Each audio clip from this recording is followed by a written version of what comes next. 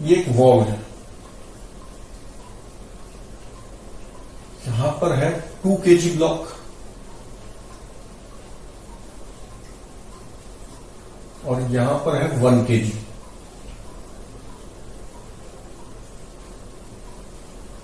यहां फोर्स लगाई 40 न्यूटन। इनके बीच का कोएफिशिएंट ऑफ फ्रिक्शन है, स्टैटिक फ्रिक्शन 0.4 और यहां है म्यू 0.2। क्वेश्चन है find acceleration of both blocks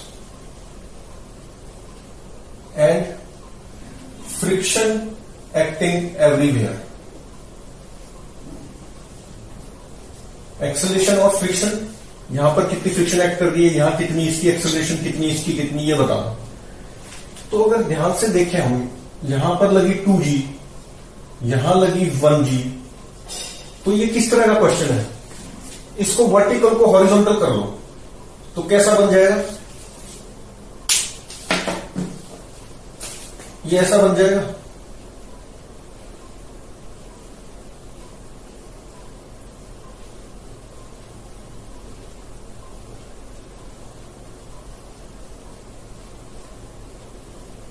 यहां पे लगी 1g फोर्स मतलब 10 न्यूटन और यहां लगी 2g फोर्स मतलब 20 न्यूटन और यहां पर म्यू है 0.4 और यहां म्यू है 0.2। ये क्वेश्चन बन गया। बस एक ही डिफरेंस है कि ये जो नॉर्मल है इनके बीच का, ब्लॉक्स के बीच का, ये नॉर्मल हमें लेना है 40 न्यूटन, mg नहीं लेना। और यहां इस ब्लॉक का और ग्राउंड के बीच में जो नॉर्मल है वो भी, अगर ये n1 है, नॉर्मल n1 और ये n2 है, तो n2 और n1 क्या है? 40 न्यूटन लेने हैं। बस ये चेंज करना है, बाकी सेम क्वेश्चन है। दिस क्वेश्चन इज दिस, इसमें जो mg था वो नहीं लेना, नॉर्मल ये लेना है, चाहे यहां का नॉर्मल हो चाहे यहां का। तो इसको ऐसे ही कैसे सॉल्व करेंगे हम? नॉर्मल ये मानना है बस। तो मान लेते हैं कि F फ्रिक्शन एक्ट कर रही है दो। अब ये कौन सा टाइप हो गया? जब दो ब्लॉक्स पे दो फोर्स एक्ट कर रही है, एक more than one force act कर रही है, तो इस पे एज्यूम कर लेते हैं कि दोनों साथ में मूव कर रहे हैं और स्टैटिक फ्रिक्शन F एक्ट कर रहा है।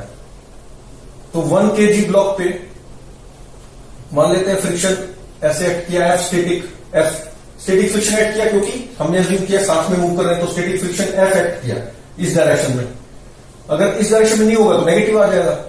और ये है 10 न्यूटन। और 2 kg पे कैसे लगी फोर्स? 2 kg पे फिर ऐसे लगी होगी, यही F, और यहां पे कितना लगा? 20 न्यूटन। तो अगर हम एक साथ मूव कर रहे हैं तो हम लिख सकते हैं इसको 3g, तो एक ही ब्लॉक एक्ट करेंगे, तो 3g माइनस म्यू, ये वाला mu 0.2 n is equal to ma 3a। एक एक्सेलरेशन मूव कर रहे हैं तो a ही मानेंगे। अच्छा, ये n कितना हो गया? ये हमने कहा है कि 40 मानना है, कोई सा भी n हो, तो ये हो गया 3a। तो this implies that a is equal to 30 minus 8, 2/10 करेंगे तो कितना होगा?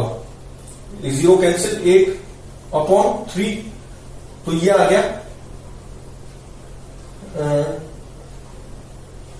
एक्सेलरेशन। कितना आ गया ये? इसमें म्यू n, अच्छा ठीक है, 30 माइनस 8 कितना आ गया? 22/3, 22/3 एक्सेलरेशन आ गया 3g माइनस म्यू n करके। अच्छा, तो ये अब यहां से क्या लिख सकते हैं? F plus 10 is equal to 1a, that is equal to 1 into acceleration कितना है? 22/3। तो यहां से F कितना आया? This implies that F is equal to 22/3।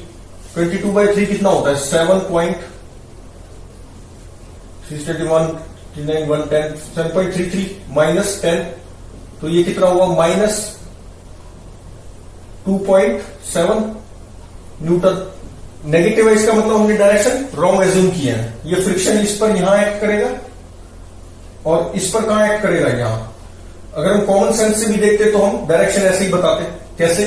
क्योंकि ये गिर रहा है यहां पे, इस पे फ्रिक्शन, इसका तो फ्री फॉल होना चाहता है, ये दोनों फ्री फॉल होना चाहते हैं। फ्री फॉल मतलब दोनों की एक्सेलरेशन जी होनी चाहिए, लेकिन यहां ये दीवार के साथ है तो इसकी फ्रिक्शन की वजह से इस पे फ्रिक्शन फोर्स ऊपर लगेगी, तो इसकी कुछ कम हो जाएगी।